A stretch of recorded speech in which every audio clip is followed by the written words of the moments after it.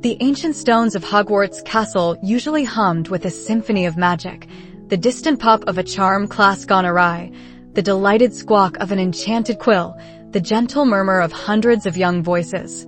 But lately, Finnian O'Malley heard only a silence where music used to be. Not a true silence, but a strained, heavy quiet that had seeped out of the forbidden forest and begun to curdle the air around the castle walls. Finn, a third-year Hufflepuff with a mop of sandy hair that perpetually fell into his earnest brown eyes, often found himself drawn to the forest's edge. He liked to sit on a gnarled root, sketching the intricate patterns of moss on bark or trying to identify the calls of unseen birds. His heart belonged to the wild things, the misunderstood creatures that most wizards deemed too dangerous or too strange. He'd spent countless hours observing botruckles, leaving out bits of hardened treacle for the shy gnarls, even once convincing a grumpy flobberworm that he meant no harm. But the forest had changed. The vibrant green had taken on a bruised, almost sickly hue. The air, usually redolent with damp earth and pine, now carried a faint, acrid tang like burnt worry. The familiar bird songs were gone, replaced by an oppressive stillness, broken only by the rustle of leaves that seemed to whisper of things best left unheard. Today, Finn found himself watching a herd of unicorns from a distance, their usually luminous coats dull, their movements jerky and anxious. Their magnificent horns, typically held high with graceful pride, were lowered, twitching, as if sensing an invisible predator. One mare, usually the boldest of the group, whinnied, a sound of pure terror, and darted back into the deeper woods, her foals stumbling to keep up. A cold knot tightened in Finn's stomach. This wasn't just typical forest apprehension. This was fear. Raw, primal, pervasive. And it was spreading. He tried to talk to Hagrid, of course. Hagrid, with his booming laugh and his gentle giant's heart, was the forest's protector, its biggest champion. But even Hagrid had changed. Finn recalled their last conversation, barely 2 days ago. He'd found Hagrid in his hut, not tending to blast-ended scruts or arguing with Grop, but huddled by the fire, nursing a mug of something suspiciously strong, his usually bright eyes shadowed with a dread Finn had never seen there before. Hagrid. Finn had ventured, trying to keep his voice light. Everything all right? I saw the Krups acting up by the edge of the grounds. Usually, they love a good chase. Hagrid had grunted, not looking up. Things ain't right, Finnian. Forest's got a chill to it, even in summer. Bestie, stay clear, lad. Deeper than usual, it is. His voice, normally a rumbling bass, was a whisper, raspy with unspoken fear. Finn had pressed, but what is it? Is it the Aragog's descendants? A new herd of Grindylas in the lake? Maybe a particularly grumpy Manicore. He'd tried to inject some of his usual enthusiasm, his love for the magnificent and the monstrous. Hagrid had shivered, a tremor running through his massive frame. He'd gripped his mug tighter, his knuckles white. Ain't no beast, Finnian. Or, not one you can see with your eyes anyway. Not properly. It's a feeling, a crawling thing. Like a hand squeezing your heart till it stops beating.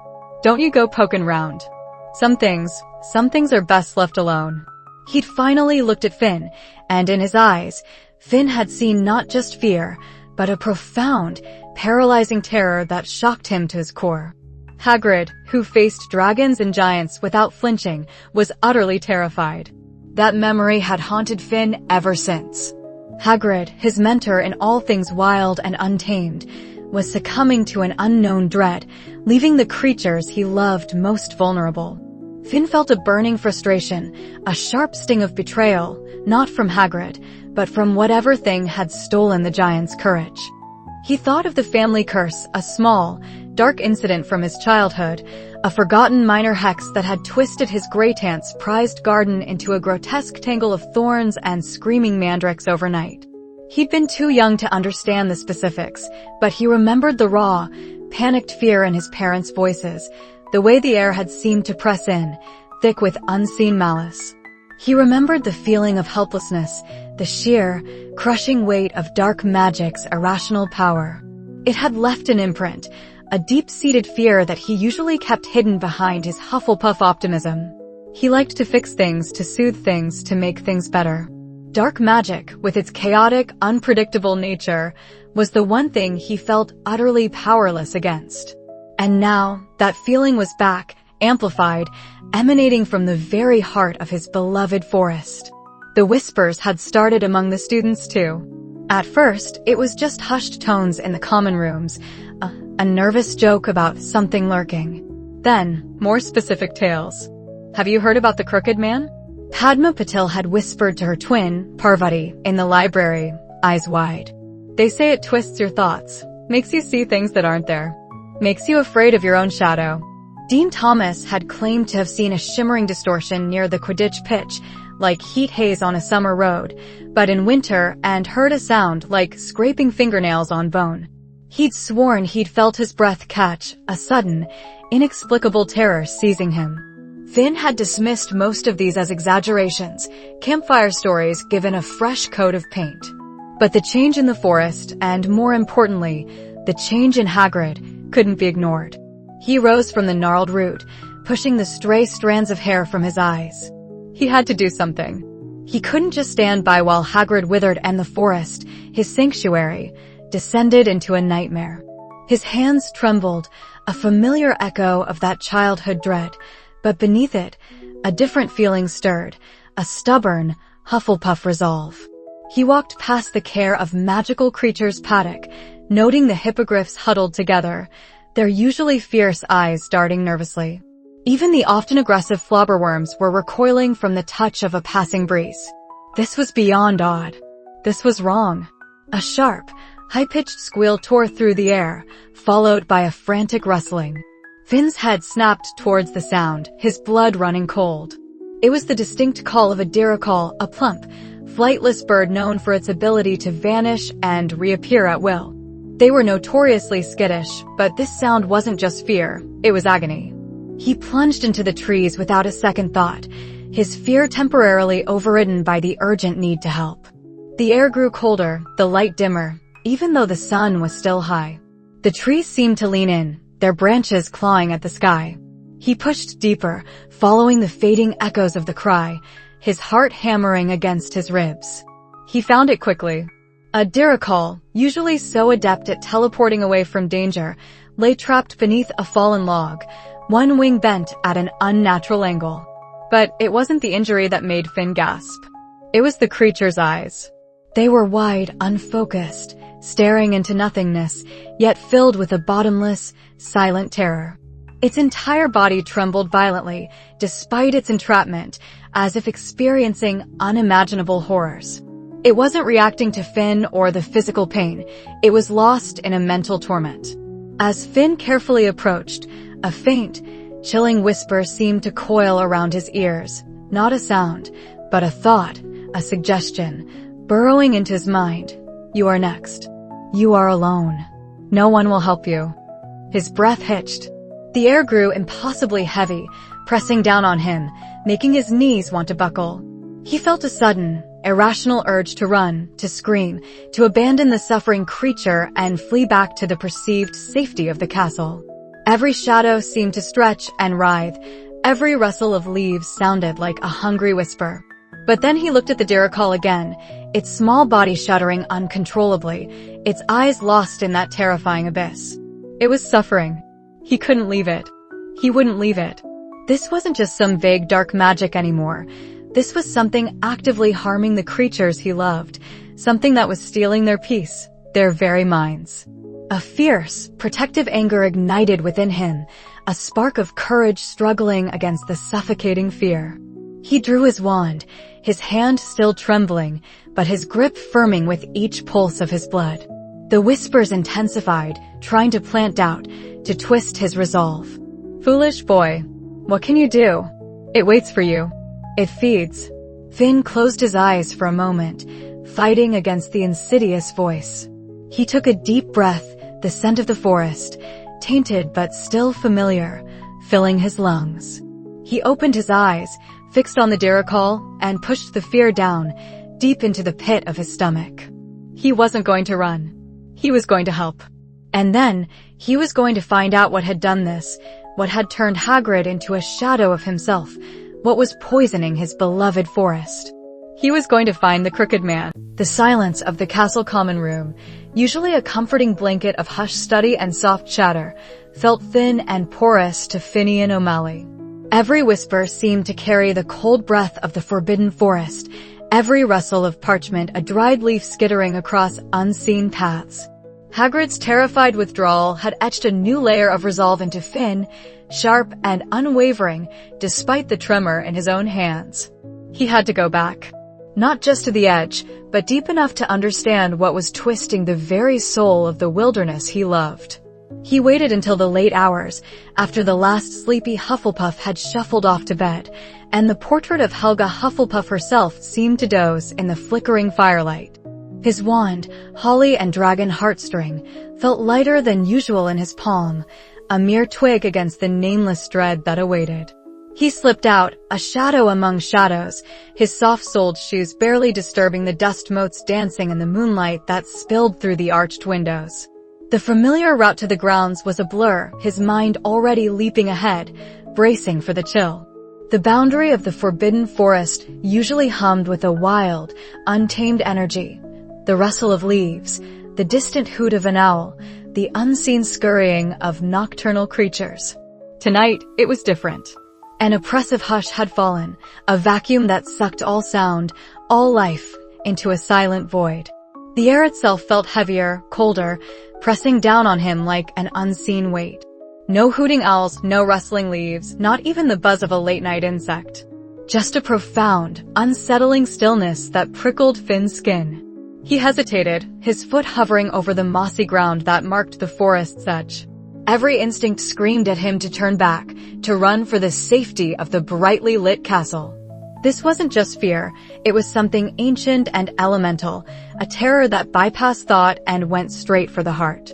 He swallowed hard, the taste of ash in his mouth. For the creatures, for Hagrid, he reminded himself, a mantra against the encroaching dread. Stepping under the arching boughs, he felt the world shift.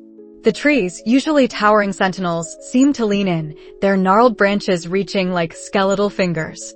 The shadows deepened, becoming not merely areas of absent light, but entities in themselves, stretching and crawling with a life of their own.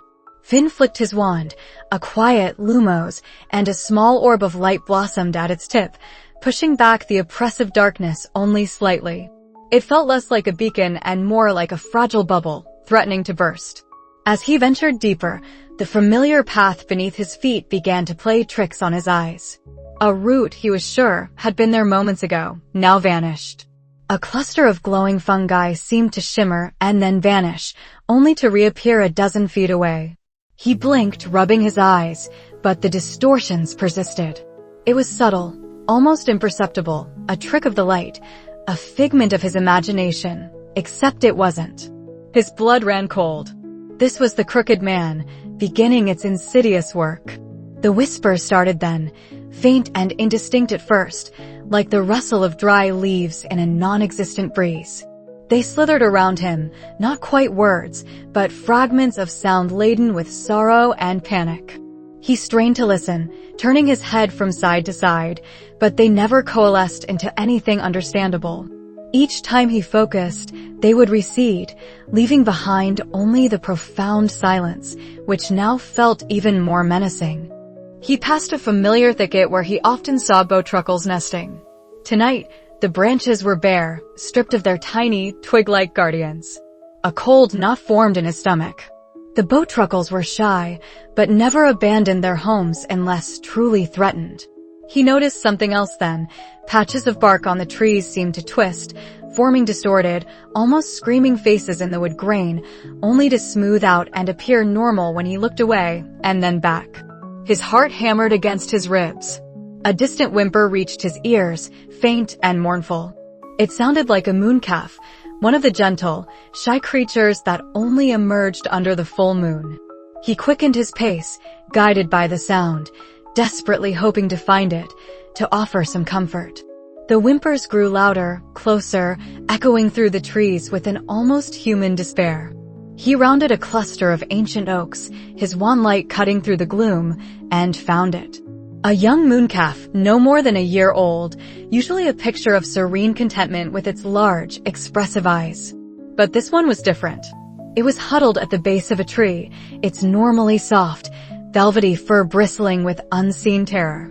Its large, luminous eyes, typically reflecting the moon's gentle glow, were wide and bloodshot, darting wildly as if pursued by an invisible predator. It was trembling uncontrollably, emitting those heart-wrenching whimpers, its delicate, three-toed feet scrabbling uselessly at the earth. Finn's heart ached. He knelt slowly, trying to project calm, whispering soothing words.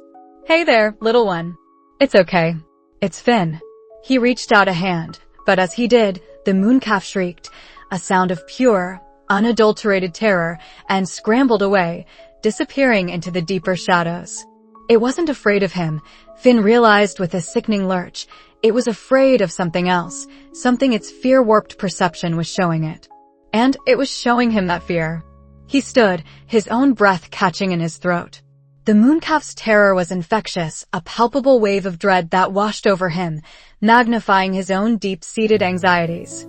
He felt the familiar chill of his childhood memory, the flickering shadows of the curse on his family, the whispers, the paralyzing fear. It was all flooding back, amplified. The forest seemed to close in around him, the air growing impossibly heavy. The whispers intensified, no longer indistinct, but coiling into a chilling, multi-voiced chorus that seemed to emanate from every tree, every patch of darkness. Weak, afraid, useless, they hissed, weaving through his mind, planting insidious seeds of self-doubt. He spun around, his wand held defensively, his light flickering erratically. Was it truly getting darker, or was his sight failing him? The trees began to writhe, their branches coiling and uncoiling as if alive, their gnarled trunks shifting, forming grotesque, mocking visages that seemed to leer at him. The ground underfoot felt spongy, almost squelching with unseen moisture, even though it had been dry just moments ago. A profound sense of isolation descended upon him, heavier than any physical burden. He was utterly alone, surrounded by a malevolent consciousness that sought to twist his reality, to break him. He could feel its presence, a cold, predatory intelligence lurking just beyond the edge of his vision, feeding on his rising panic. He could almost taste it, a metallic tang of ozone and despair. He squeezed his eyes shut for a moment, trying to reassert control, to fight the onslaught. It's not real. It's not real. It's just the crooked man playing tricks. But when he opened them, the scene before him was worse.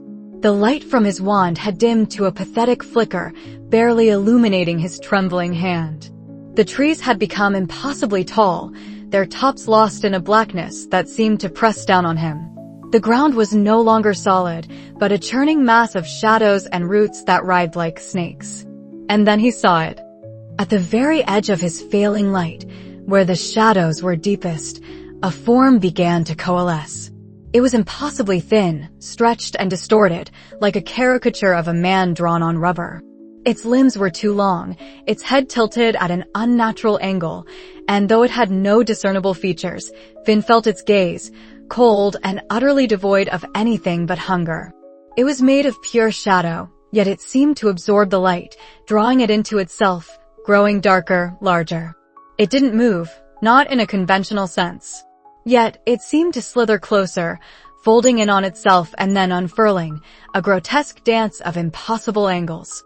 The air around it crackled with a malevolent energy, and the whispers intensified, focusing now, becoming a single, rasping voice that clawed at the edges of his sanity. "You fear. I see it. I taste it." The voice was not in his ears, but in his mind, echoing with a chilling intimacy, burrowing into his deepest insecurities. Finn stumbled back, tripping over an unseen root, and fell hard onto the squelching ground. His wand slipped from his grasp, its pathetic light extinguishing with a final sputter. Total darkness.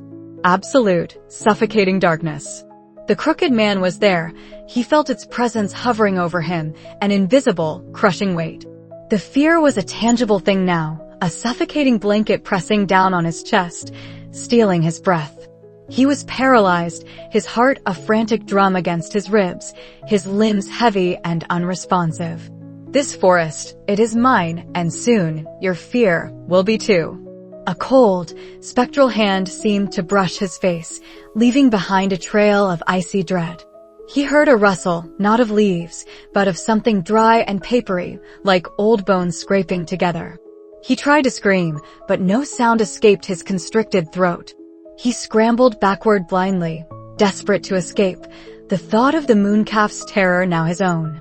He crashed through unseen undergrowth, scraping himself on thorns, not caring, only driven by the primal urge to flee. The crooked man's presence seemed to recede slightly as he moved, but the fear it had instilled remained, a burning ember in his gut. He didn't know how long he ran, crashing through the tangled wilderness, driven by pure terror, until he burst through the tree line, gasping for air, collapsing onto the familiar grass of the Hogwarts grounds. The distant lights of the castle had never looked so welcoming. He lay there, trembling, sweat stinging his eyes. The image of the crooked man burned into his mind. He was safe for now, but the insidious chill of the forest still clung to him, a premonition of what awaited. He had seen it, felt its power, known its name, and tasted its dread. And now he knew with absolute certainty. The crooked man was real, and it had claimed the forbidden forest. And it was only a matter of time before it came for everything else. Finn pulled himself to his feet, his body screaming in protest, his mind reeling. He had to stop it. But how? He was just a third-year Hufflepuff, terrified to his very core. He needed help. Real help. And he knew exactly where to find it. The unsettling quiet of the Forbidden Forest had become an oppressive weight since Finn's last clandestine visit. It wasn't merely the absence of the usual rustles and calls. It was a deeper, suffocating silence, as if the very air held its breath, thick with unspoken dread. Every shadow seemed to stretch a little further, every tree trunk twisted into a more grotesque shape in his peripheral vision. He tried to tell himself it was just his imagination, a byproduct of the lingering fear from his last encounter, but the tremor in his hands and the cold knot in his stomach were undeniable proof. For 2 days, Finn had tried to avoid the forest, to push the whispers and the distorted shapes from his mind. He'd buried himself in Charm's homework, distracted himself with the lively chatter of the Hufflepuff common room, but the unease persisted, a phantom limb of dread. He couldn't shake the image of the trembling acromantula or the way the forest sounds had seemed to turn against him. His resolve finally shattered on the third evening. A student had reported a lost pet, a tiny, iridescent dirical that had bolted towards the forest edge, exhibiting a frantic terror entirely uncharacteristic of the usually placid bird. Finn knew, with a sickening certainty, that this was more than a lost pet. He had to go back. He waited until after curfew, slipping out of the castle under his invisibility cloak, its familiar folds a small comfort against the growing chill of the night. The path to Hagrid's hut felt longer, darker than usual. Even Fong's usual booming barks were absent, replaced by a low, mournful whimper that seemed to carry on the wind. It was a bad sign. A very bad sign. He skirted the edge of the forest, eyes scanning the familiar terrain, searching for any sign of the dirical, but also, more ominously, for signs of it. The crooked man. The air grew colder, the light from the distant castle seeming to dim and distort as he ventured deeper. It was subtle at first, just a branch that seemed to writhe like a snake, or the faint, almost imperceptible sound of a child weeping, just beyond earshot. Finn gripped his wand, his knuckles white. Then he saw it. Nestled precariously on a low, gnarled branch, directly in a patch of moonlight that seemed unnaturally bright, was a mooncalf. Finian's heart constricted. Mooncalves were creatures of profound shyness, emerging only under the full moon to perform their elaborate, graceful dances. They were gentle, even mournful, but rarely frantic. This one was different. Its large, round eyes, normally dark and serene, were wide and bloodshot, darting wildly as if pursued by unseen horrors. Its normally sleek, gray fur was matted and bristling, trembling violently despite the stillness of the air. It wasn't dancing, It was thrashing, its long, spindly limbs flailing against the branch, tiny claws digging deep into the bark in a desperate attempt to flee something. Its soft, mournful lowing was now a series of panicked, high-pitched shrieks, each one tearing at Finn's ears and, more painfully, at his soul. The mooncalf was weeping, great silent tears streaming down its face, not of sadness, but of pure, unadulterated terror. Its body was contorted, its back arched in a way that spoke of unimaginable pain, as if trying to rip itself free from its own skin. Finn felt a cold, crushing dread, far more potent than anything he'd experienced before. This was not merely the suggestion of fear. This was fear made manifest, a creature driven utterly insane by it. He tried to cast a calming charm, but his voice caught in his throat. The words wouldn't come. The very air around the mooncalf felt tainted, thick with an almost tangible horror that seeped into Finn's own bones. He understood now. The crooked man wasn't just a whisper in the dark. It fed on this. It amplified it, twisted it, until gentle creatures like this mooncalf became living vessels of agony. His initial fear for himself, for his own safety, was swiftly eclipsed by a surge of desperate pity and rage. He had to help it. He had to help all of them. Ignoring the primal scream of his own fear, Finn took a shaky breath, forcing himself to move. He had to get to Hagrid. Hagrid would know what to do. Hagrid would be able to calm it, to protect it. He stumbled back towards the hut. The image of the tormented mooncalf burned into his mind. The hut's door was ajar, a sliver of light escaping, but it was a sickly, weak light, not the usual warm glow. He pushed it open, heart pounding. The sight inside was worse than he could have imagined. The hut, usually a bastion of warmth and comforting clutter, was cold and disheveled. The fireplace was nothing but embers, casting long, dancing shadows that seemed to mock the gloom. Unwashed dishes were stacked precariously on the table, and empty stew pots sat cold and congealed. Fong, usually an enthusiastic greeting committee, was curled into a tight ball under Hagrid's bed, whimpering, his large eyes wide and fixed on the corner of the room, as if something invisible still lurked there. Hagrid himself was slumped in his enormous armchair, not by the fire, but huddled against the far wall, furthest from the door. His usually booming laughter and jovial demeanor were gone. His face, usually ruddy and cheerful, was ashen, his wild beard disheveled and untended. His eyes, normally sparkling with a love for all creatures great and small, were sunken and distant, staring blankly ahead. He was rocking slowly, back and forth, a low, guttural murmur escaping his lips. "Hagrid!" Finn gasped, rushing forward, his cloak falling unnoticed to the floor. "Hagrid, it's the mooncalf. It's been affected. We have to help it. It's terrified out of its mind." Hagrid didn't respond. His rocking continued, a hypnotic, unnerving rhythm. Finn knelt before him, reaching out a hesitant hand. "Hagrid, please. It's out there, suffering. You're the only one who can calm it." A shudder ran through the giant. His eyes flickered, finally focusing on Finn, but there was no recognition in them, only a profound, bottomless terror that made Finn recoil. He sees. He always sees," Hagrid mumbled, his voice a hoarse rasp, barely above a whisper. "He twisting. The eyes. Makes ya see what ain't there. But it is Finnian, it is." "Who, Hagrid?" "The crooked man." Finn pressed, a desperate plea in his voice. Hagrid flinched violently at the name, squeezing his eyes shut.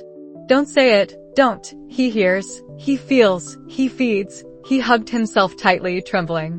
Can't go back out there. Not while he's there. He'll get me, he'll make me see it all, the worst of it." His words were fragmented, laced with a fear so absolute it was chilling. This wasn't the brave, unwavering Hagrid Finn knew, the man who faced down hungry blast-ended scruts and giant spiders without a blink. This was a man utterly broken, consumed by an unseen horror. The truth hit Finn with the force of a bludger. Hagrid, his mentor, his rock, was paralyzed. He was trapped in his own nightmare, unable to help. A fresh wave of terror threatened to engulf Finn, but seeing Hagrid so utterly helpless, so consumed, sparked something else in him, a cold, hard resolve. If Hagrid couldn't act, Finn would. He had to. for the mooncalf, for Fong, for all the creatures of the forest. And yes, for Hagrid too. He would not let the crooked man destroy them all. He stood up slowly, the silence of the hut amplifying his own heavy breathing. He couldn't force Hagrid to move. He couldn't even get a coherent warning out of him. But Hagrid's fragmented words confirmed the danger, the feeding on fear, the twisting of perception. He needed help. Not from a professor, not from someone who would dismiss his fears as childish imaginings or attempt traditional offensive spells that would likely prove useless. He needed someone who understood the subtle, hidden workings of the natural world, someone with a different kind of knowledge. Someone who was perhaps also a little bit scared, but possessed a quiet inner strength. Neville Longbottom. Finn nodded to himself, a grim determination setting in. Neville, with his encyclopedic knowledge of plants, his quiet wisdom about natural magic, might hold a piece of the puzzle. He understood how things grew, how they healed, how they reacted to their environment in ways professors often overlooked. He quietly backed out of Hagrid's hut, the cold air outside a stark contrast to the oppressive dread within. He pulled his invisibility cloak back over himself, the familiar weight a small comfort, but also a reminder of the secrecy and danger he was now stepping into. He hurried back towards the castle, his mind racing. Where would Neville be at this hour? Likely in the common room, perhaps poring over a herbology text, or meticulously tending to his Mimbulus Mimbletonia. He found Neville hunched over a heavy, leather-bound book near the Hufflepuff common room entrance, the glow of a nearby enchanted lamp illuminating his earnest face. His brow was furrowed in concentration, a half-eaten treacle tart sitting forgotten beside him. Finn took a deep breath, steeling himself. He couldn't sugarcoat this. Neville, Finn whispered, pulling back the hood of his cloak, making Neville jump. Neville's eyes widened, a flicker of surprise and mild annoyance crossing his face. Finn, you scared the life out of me. What are you doing out here so late? And where's your common room? He asked, glancing around nervously, as if expecting a prefect to materialize. Never mind that, Finn said, his voice urgent, lower than he intended. Something terrible is happening in the Forbidden Forest, Neville. Worse than anything I've ever seen. And Hagrid. Hagrid's not himself. He's terrified. Truly terrified. Neville's expression shifted, concern beginning to replace his initial surprise. He knew Finn's wandering tendencies, but his tone now was utterly devoid of mischief. Hagrid? Terrified? What could possibly scare Hagrid? A creature, an entity. It feeds on fear, Neville. It twists what you see, makes you believe the worst. I saw a mooncalf tonight, completely consumed by it. It was like watching pure agony. Finn hesitated, then decided to be blunt. It's the crooked man, Neville. The whispers were true. And it's getting stronger. I think we need your help. Your knowledge of plants, of creatures, of things not everyone understands. Maybe you've read something, anything, that could help us figure out how to stop it. Neville slowly closed his book, his eyes fixed on Finn's intense gaze. His usual nervousness seemed to recede, replaced by a deep-seated thoughtfulness. He looked down at the ancient text in his hands, then back up at Finn. A flicker of fear crossed his face, but it was quickly masked by a quiet determination. The crooked man, Neville repeated slowly, the name a whisper. He swallowed hard. I've heard stories, of course. Ancient ones. But I always thought they were just stories to scare us away from the deepest parts of the forest. He paused, then stood, tucking the book under his arm. A mooncalf, you said? Completely consumed by terror. He looked out a nearby window, towards the dark expanse of the forest. All right, Finn. Tell me everything. From the beginning. And then we'll figure out what to do. The air in the restricted section of the Hogwarts library was thick with the scent of ancient parchment and dust, a comforting aroma that usually promised knowledge and discovery. Tonight, for Finnian O'Malley, it felt heavy with the weight of desperation. Books lay scattered across their large, circular table, a chaotic tapestry of dark leather and brittle, yellowed pages. Neville Longbottom, ever meticulous, had organized his own pile, cross-referencing indices with a focus that Finn, whose own brain felt like a tangled skein of yarn, envied. Nothing, Finn groaned, slamming shut a compendium of shadow dwellers and spectral horrors. The creature within had fed on sorrow, not fear. It's all wrong. Ghouls, boggarts, dementors, they're all too physical or too singular in their effect. The crooked man, it twists everything. The plants, the animals, Hagrid's mind. He ran a hand through his already disheveled ginger hair, the fear that had been a dull ache since the Neasel incident now a sharp, insistent thrum beneath his ribs. Neville, however, wasn't giving up. His brow was furrowed in concentration, tracing a gnarled diagram in forgotten folkloric fears of the British Isles. But that's the key, Finn. It twists. It doesn't just drain. It manipulates perception, doesn't it? Makes things appear worse, scarier than they are. And the way it feeds on fear specifically, not just general negative emotions. He looked up, his glasses slightly askew.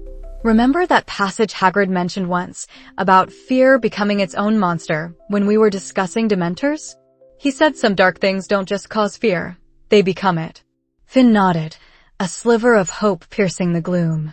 Yes, Hagrid said something similar about a sickness of the spirit, feeding on itself.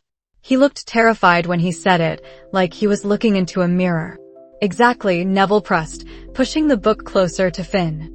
And look here. This passage, it talks about a whispering dread in ancient Celtic legends. It would infest wild places, causing the very trees to shiver and the water to grow still.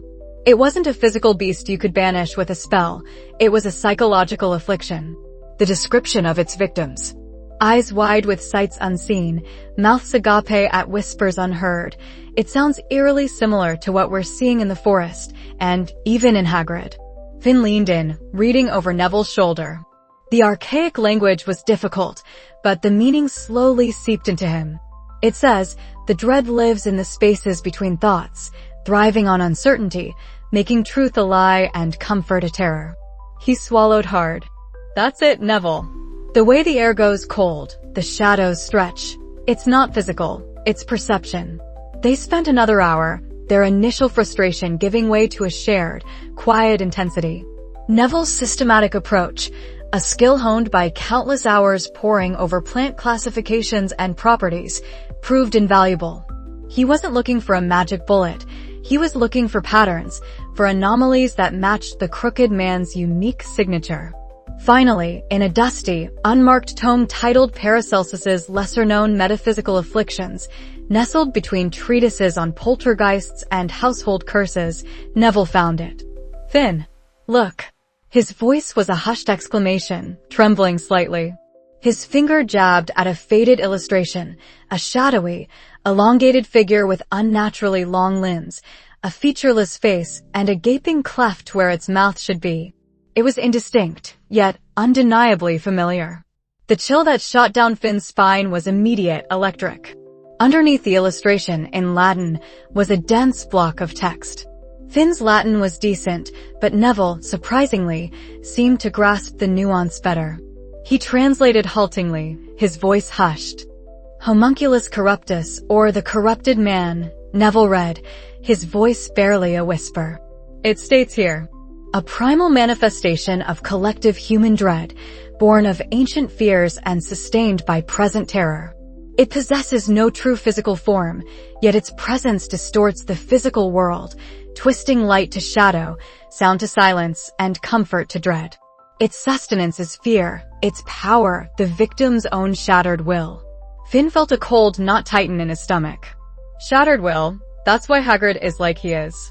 That's why the Neasel was so broken. The crooked man doesn't just cause fear, it devours the ability to resist it. Neville continued, his finger tracing the lines. Conventional offensive magic proves futile, as the entity exists not in the corporeal realm, but in the ethereal landscape of the mind. Charms of warding may offer transient respite, but true expulsion demands a deeper power. He paused, squinting at a particularly faded line. Perus animus fortis, in nullo frangendis. What does that mean? Finn asked, leaning forward, his breath held tight. Neville slowly raised his head, his eyes wide and unblinking behind his spectacles. It means pure, unwavering courage in no way to be broken. A stunned silence descended upon them, broken only by the crackle of distant candlelight. Pure, unwavering courage. Not a spell, not a potion, not even a powerful dueling charm. It was an internal state. Finn's mind reeled. His deepest secret fear, the one he harbored since the family curse incident, was dark magic itself.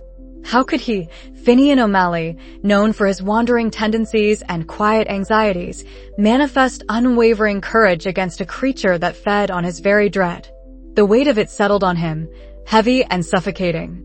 But then, a flicker. A memory of the Kneasel's terrified whimpers, Hagrid's vacant stare, the unnatural stillness of the forest. He had to do this. He had promised himself he would protect the creatures. He had to be courageous, not for himself, but for them. It was a terrifying thought, but strangely, also a clarifying one. It wasn't about not being afraid, it was about acting despite the fear. Unwavering courage, Finn repeated, testing the words. But how? How do you just have that? Especially when it's twisting your mind. Neville closed the book, his expression serious. The text implies it's not a reckless charge. It's an internal fortitude. A core of belief that cannot be swayed by the entity's illusions. It also mentions a selfless heart providing the strongest bulwark against the dread's influence. Selfless heart. Finn murmured, thinking of Hagrid, of the forest creatures. So it's not about being brave for yourself, it's about being brave for others. The idea resonated with him, tapping into his Hufflepuff core. It wasn't about overcoming his fear of dark magic for his own sake, but for the sake of those he cared about. That made it less terrifying, almost achievable. So Neville began, his voice firmer now, taking on a surprisingly practical tone. If traditional spells are useless, we need to consider how to create an environment where pure courage can manifest and be sustained. The crooked man thrives on isolation and confusion. If we go in together, it will have to deal with two minds. My job would be to keep our focus clear, to shield us from the worst of its sensory distortions. Perhaps a variation of a disillusionment charm, but instead of making us invisible, it makes us mentally stable against its influence. Finn considered this. Neville's ability to stay grounded, his practical knowledge, would be invaluable. And me? If I have to be the one with unwavering courage, what do I do? Just stand there and feel brave. No, Neville replied, a hint of his usual, earnest enthusiasm returning. The text mentioned that the homunculus corruptus often retreated when confronted by a unified will of protective intent. It's not about attacking it, Finn. It's about pushing it back. Showing it that its food source, our fear, is no longer available. That the forest, the hearts of its inhabitants, are protected by something stronger than dread. They began to formulate a plan, meticulously, desperately.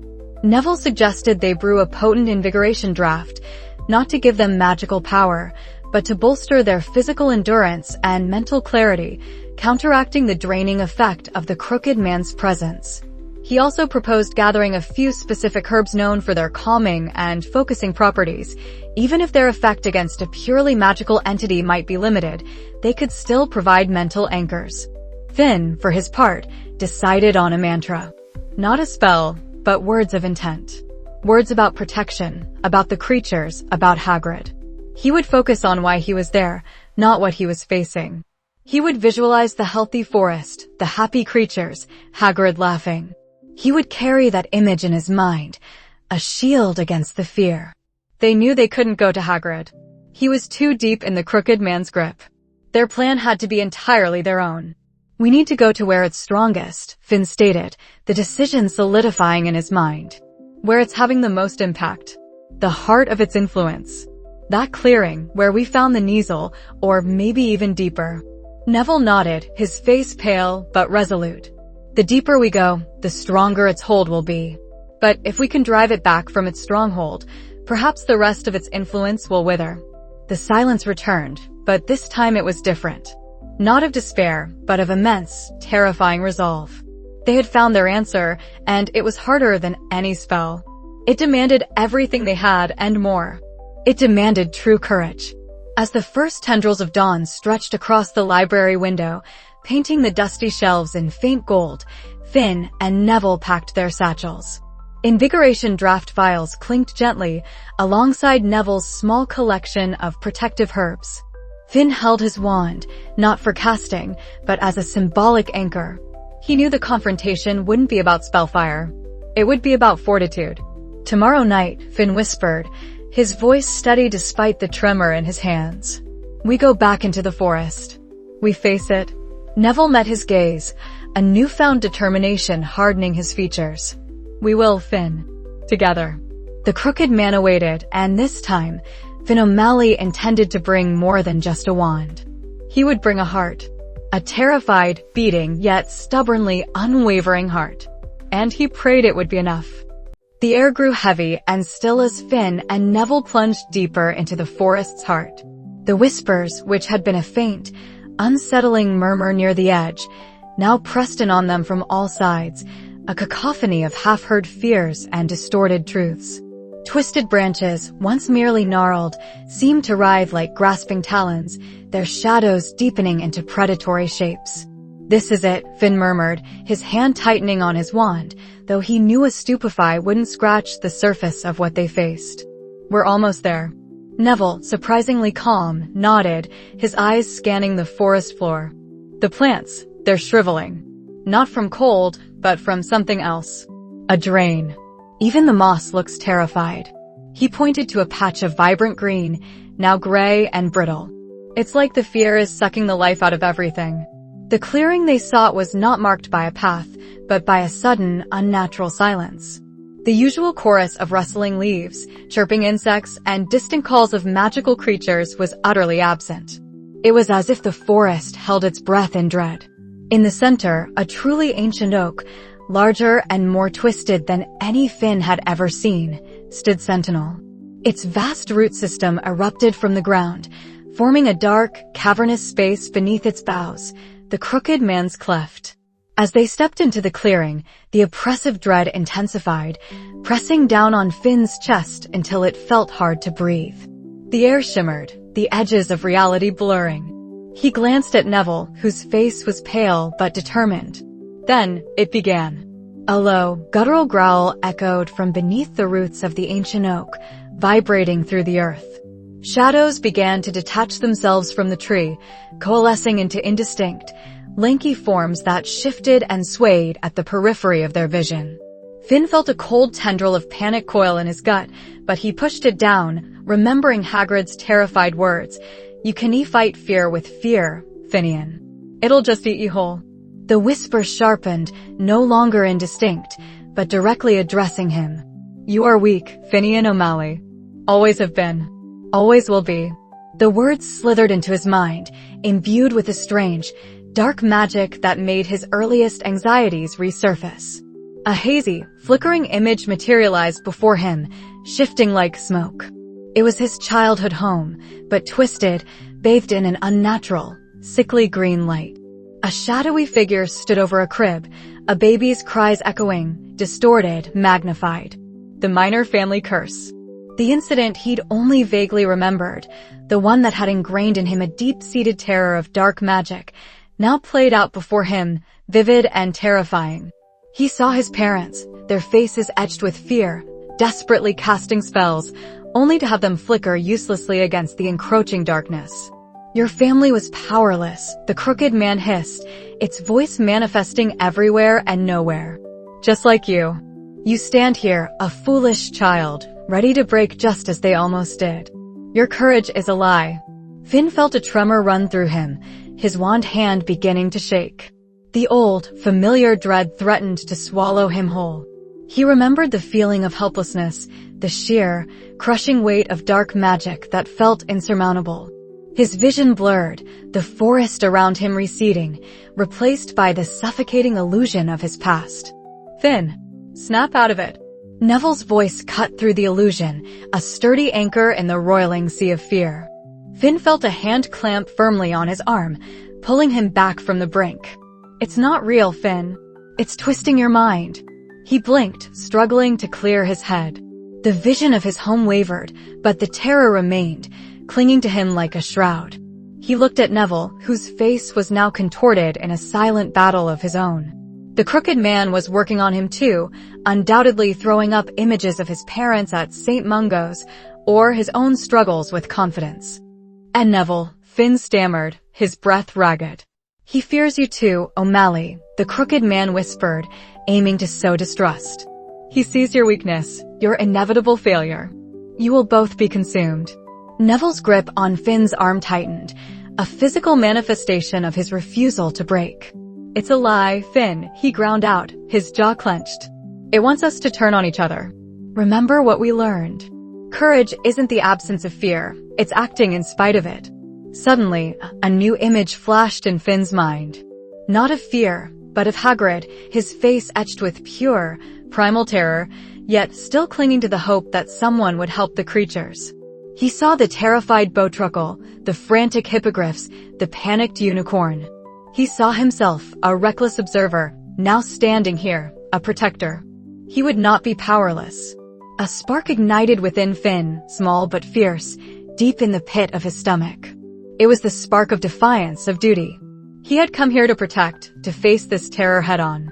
Not for glory, but for the creatures, for Hagrid, for the very heart of the forest. The family curse, his childhood fear, they were old wounds. But they did not define him now. He was a Hufflepuff, and Hufflepuffs were loyal, just, and incredibly brave when it counted. He took a deep, shuddering breath, consciously pushing back against the fear that clung to him. He focused on that spark, fanning it with every ounce of his will. The crooked man's whispers tried to overwhelm him again, but this time, they sounded distant, less potent. "I am not afraid," Finn said, his voice trembling but firm. He wasn't entirely fearless, not yet, but he was choosing courage. He chose to stand, to fight, not with spells, but with conviction. The crooked man hissed, a sound of pure malevolence, as if his words had physically wounded it. The shadowy figures around them seemed to writhe in discomfort. Finn looked at Neville, then back at the shifting darkness. He raised his wand, not to cast an offensive spell, but to point it at the crooked man's main manifestation, a towering, distorted shadow that pulsed with dread from beneath the ancient oak. "You feed on fear," Finn declared, his voice gaining strength, echoing in the unnaturally silent clearing.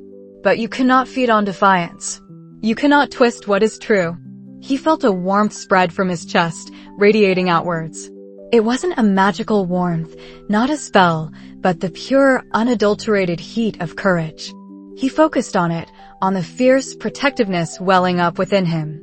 He thought of the gentle Nifflers, the majestic Thestrals, the wise centaurs. They were innocent. They deserved peace.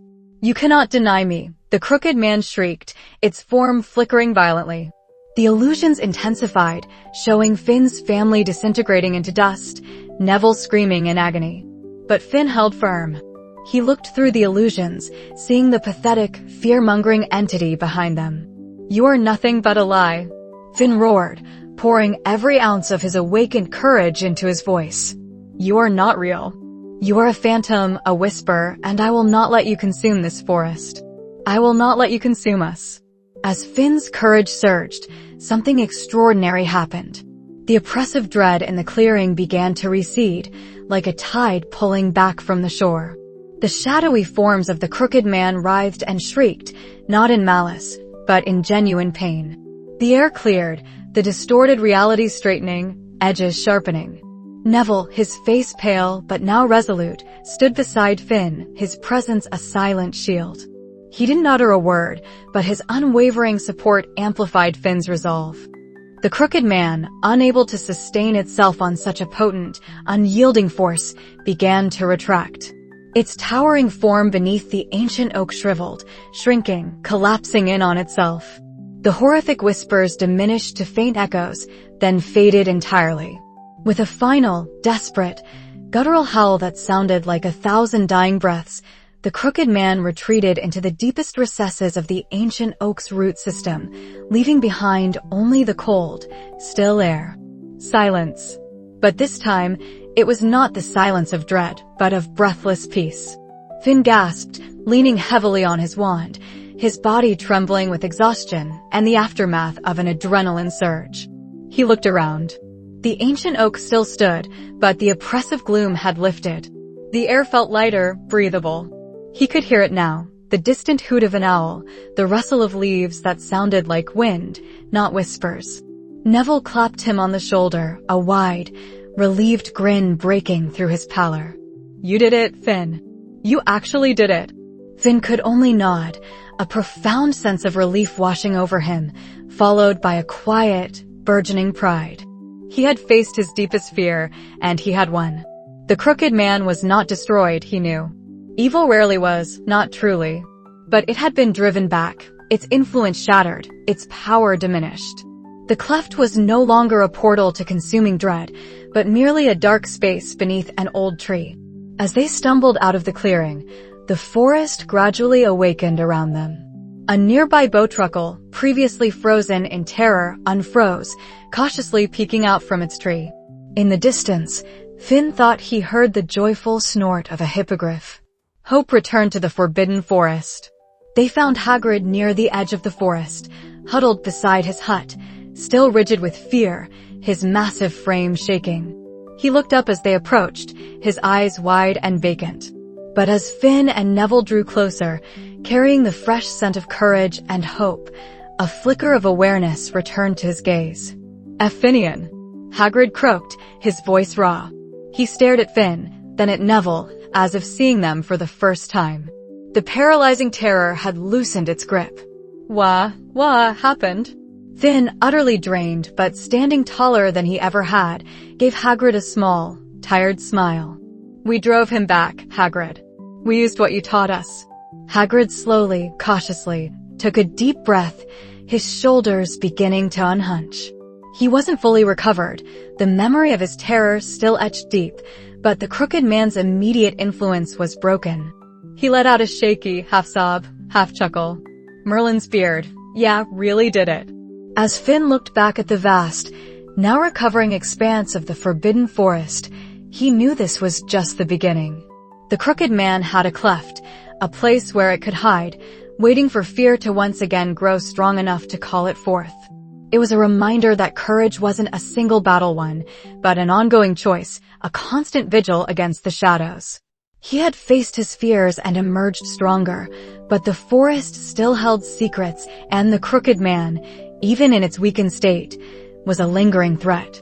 And Finn, no longer just a reckless Hufflepuff, felt a stirring of purpose, a quiet understanding that this fragile piece needed a protector, and he was ready to answer that call, come what may. He knew, with an unnerving certainty, that he hadn't seen the last of the crooked man.